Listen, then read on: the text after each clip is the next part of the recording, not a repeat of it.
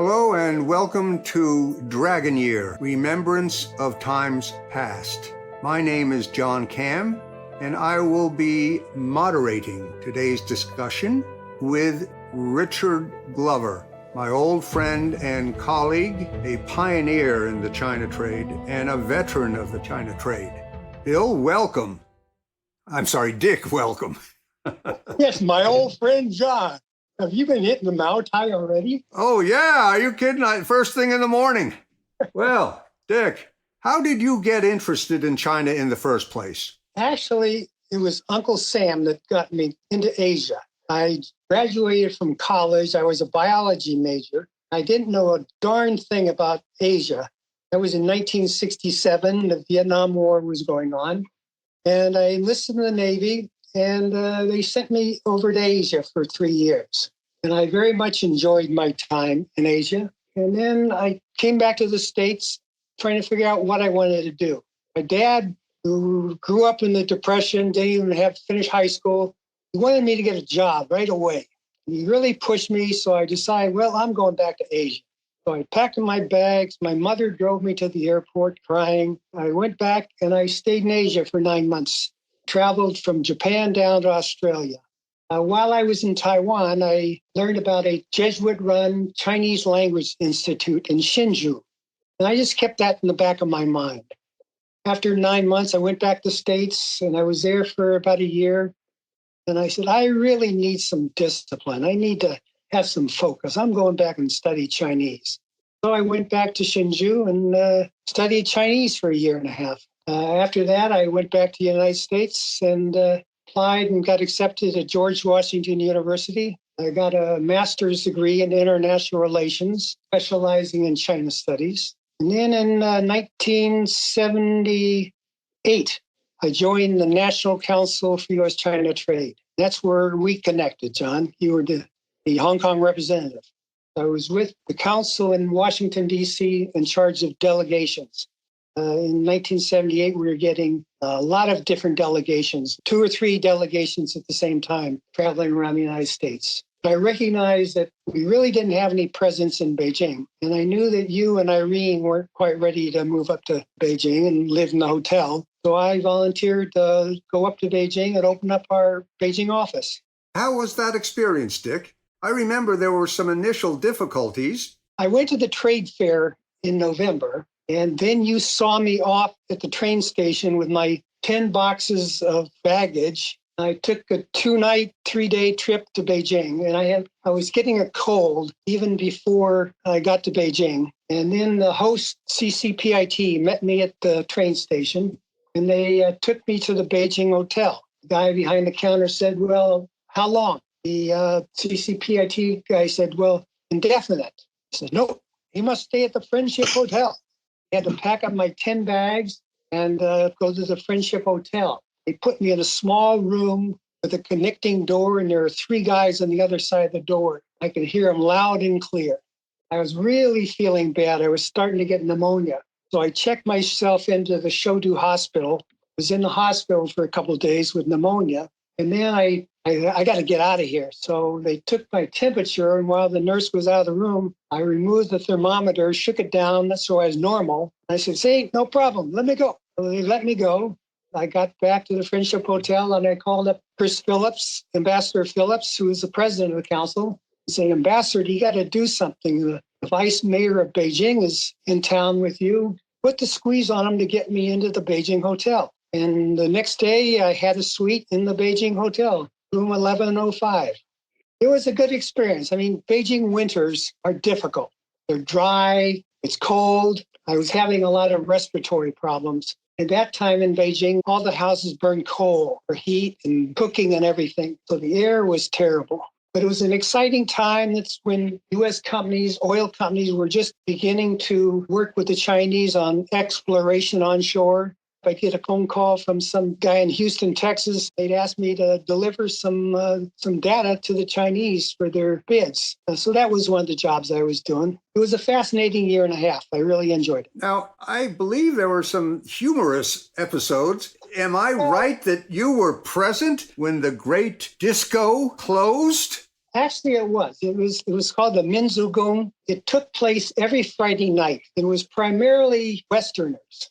If there were any local women, I didn't meet any, and they would have been undercover security folks anyway.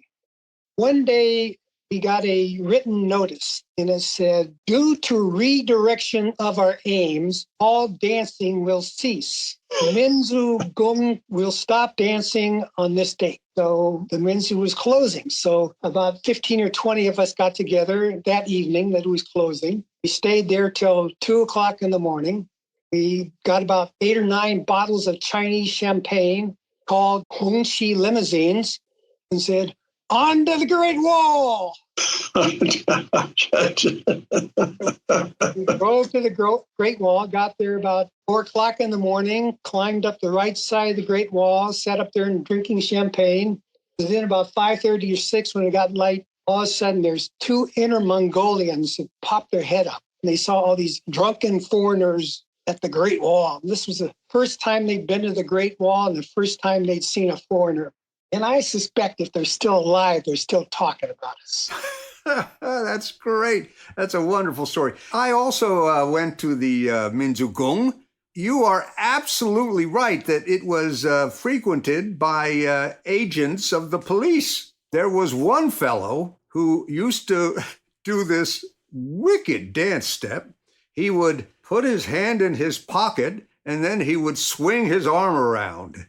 I'll tell you a little bit more about Beijing at that time. There was no internet. Oh, yeah. We were using telexes, no private phones. Pretty much everybody was on bicycles. So I had to ride my bicycle down to the telex building, the Tianbao Dalo, to send my telexes at night. I was very careful. It was very restricted. I didn't make any friends with locals because I was concerned about getting them in trouble. It was a difficult time. It was a very restrictive time. So after your stint, you worked for N.L. Schaefer. What happened was I went back to the council after I left Beijing. Then I got recruited by Bob Mendenhall, who was a member of the council. He asked me to come and join N.L. Schaefer. They were basically a petroleum equipment company, sold blowout preventers. I've had a blowout or two myself, so I said, yeah, I can do that. I joined NL and did that for about 1.5 years. And then one Sunday morning at 8 o'clock in the morning, I was awakened by a nice young lady who said, hi, this is Irene Kamm. John wants to speak to you. And you asked me if I wanted to move to Hong Kong and manage chemical sales for Diamond Shamrock. And I gave you about 1 minute. And I said, yes. So that started my career with Diamond Shamrock and working with you, John. Well, that's a great memory indeed. Later, of course, Occidental Chemical acquired Diamond Shamrock in 1986. Both of us went with the acquisition. You wound up selling chemicals for Oxy. I was basically in charge of finding joint venture opportunities. Correct. Which was another story, but, it's as the old saying goes, Dick, you know how to play the violin, and then they make you play the piano. Which is what happened. So you were living in Hong Kong in 1984, of course. You got out there. That was the year of the Joint Declaration, Sino-British Joint Declaration on Hong Kong. What was Hong Kong like in those days? I enjoyed it. It was fascinating. You still had much of the British influence. Well, you heard some Mandarin spoken, but not too much, more Cantonese on the street. I had the best package I could have had. I was a member of the American Club. I had a golf membership. My wife, Lily, actually, we got married in Hong Kong. After we arrived, we walked across the street from the office in Cotton Tree Drive. We registered and got married. You were one of the witnesses, as well as Frank Kanifke. With my mother and sister, we took the ferry to Macau for my honeymoon. Hong Kong was a special place. It really was wonderful. And being there at Christmas time was great. Oh, yeah. Because all the lights and temperatures, it's the best time of year to be in Hong Kong. I've always appreciated you inviting me to join Diamond. Among many other things you did, you ran the offices in China. Actually, with Diamond, we had 2 offices. We had the office in Guangzhou, Shanghai. And then when Oxy acquired us, they had a Beijing office. After I took over the region, for Oxy, I had responsibility for those 3 offices out of Hong Kong. What did those offices actually do? They helped us find new customers and helped us make contact with existing customers. They did a lot of liaison with us. And if we wanted to go up to China, like into Shanghai, they would help us get a hotel. I mean, getting a hotel in Shanghai in 84, 85, 86 was extremely difficult. There was only a few hotels. Which of those hotels in Shanghai, I always liked the Shanghai mansions. So did I. I like that. And also the Peace Hotel. Oh, the Peace Hotel. And then there was the Jinjiang. Oh, yeah. So I usually stayed at one of those 3. It was difficult to get a hotel, for sure. Now let's move forward to 1988. That was a dragon year. Mm-hmm. What were the highlights of that year? We started to sell liquid caustic soda into China. When I joined, contract had been signed, but the shipment had not arrived yet. And so I started developing that program. We were selling primarily to Tianjin, Bohai, and they would take the liquid caustic soda. It was 10,000 ton shipments. They'd take the liquid caustic, and then there were 26 different evaporating processing units around Tianjin, Jiagongdian, and they would take the liquid caustic and they put it in this cold fire kettles, and they would evaporate it into solid, and then they would sell the solid through the Wuzibu, the Bureau of Materials and Supply. Things went quite well for a few years, and then China started becoming self-sufficient in caustic, and we stopped the business. So we covered 1988. However, the next year, in 1989, there was the great tragedy of Tiananmen Square. Mm-hmm. And you were there. I mean, in the run-up to June 4th, you were in Beijing, I believe, with an Oxy guy, John Hansen. Exactly. I was taking John up. We flew from Hong Kong to Shanghai on May 18th because we were talking liquid caustic in Shanghai also. While we were there, we turned on the TV and we saw Li Peng meeting with some of the student leaders of the students who were fasting, Wang Dan, and who was the other one? Wu Kai-shi. Our meetings went well in Shanghai, and then we flew up to Tianjin. Normally, a representative from Tianjin Bohai would meet us at the airport, but we arrived and we waited about a half hour, and finally he showed up. Apologetically, he said, well, I couldn't get in to the front gate of the airport because of demonstrations, student demonstrating. So I had to go around the back way. So I said, oh, okay. So then we met with Bohai, and things went well there. So next morning we took a early morning train to Beijing, and we arrived about 8:30 in the morning. And again, nobody was there to meet us. Miss Chun from our office finally showed up about half hour later on her bicycle. She could not get any taxis because all the taxis were being used to take fasting students to the hospital. They were collapsing. And I looked over and all there were bicycles. I didn't see any police at all on the street. And some of the bicycles had 3 people on a bicycle. And I knew that that's against the law. So I told John, there's no police around at all. And then I looked over in the direction of the square, Tiananmen Square. I saw helicopters flying around. I go, oh, man. We ended up walking to the hotel. It was Wangfu Palace on Wangfujing. Got settled in, and just as we walked into the room, normally they would have the TVs on. Well, the TV had CNN on, and all of a sudden it went blank. So they shut off the TV, the broadcasting. So that night I went with John, and we walked down to the Beijing hotel. We had dinner there. Then I took John to the square.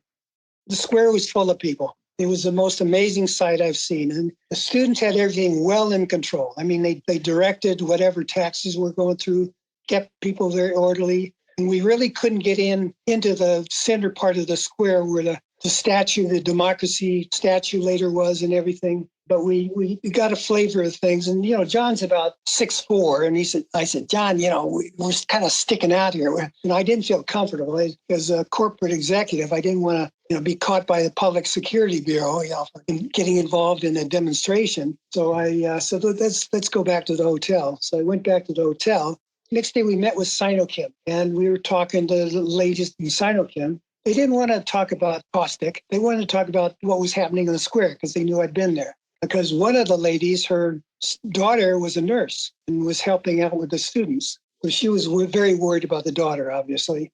And things went okay, but I went back to the hotel and was sleeping at night. I'd wake up every few hours and turn on the radio because there were rumors the police were massing below the city and, the underground city. So I didn't know when the police are going to, the military was going to come in. And then I talked to you and you said, you better come back. So I flew back on May 25th before anything really went down. Ironically, because there was very much an Oxy connection for me too, our joint venture partners from Qingdao came down to have one of the negotiating sessions down to Zhuhai. In those days, Hong Kong TV was able to broadcast directly from Beijing down to Hong Kong. So we had the TV on during the dinner, and so we could see what was going on. One of the guys there was so upset. He was cursing the government, damn this and damn that. And another guy was the party guy, and he was not happy about that guy. So the dinner didn't go forward. We headed out the next day to go back to Macau. Now that was something else. When we left the hotel and proceeded back, you could see all over the streets signs of demonstrations and protests that had taken place. We eventually got to the border. They waved us right through. There was no control. We got back, and there we saw the big bank run on Bank of China. So those are my memories. And it's interesting that the two of us were both involved with Oxy business. One more event, when we were in Tianjin, we were at the hotel there, the Tianjin Hyatt, and I looked out in front, and there were students walking by, parading by, demonstrating, and one of the students had a sign, Da Dao Deng Xiaoping, bring down Deng Xiaoping. Having been in Beijing in 1979, I would have never expected to see something like this.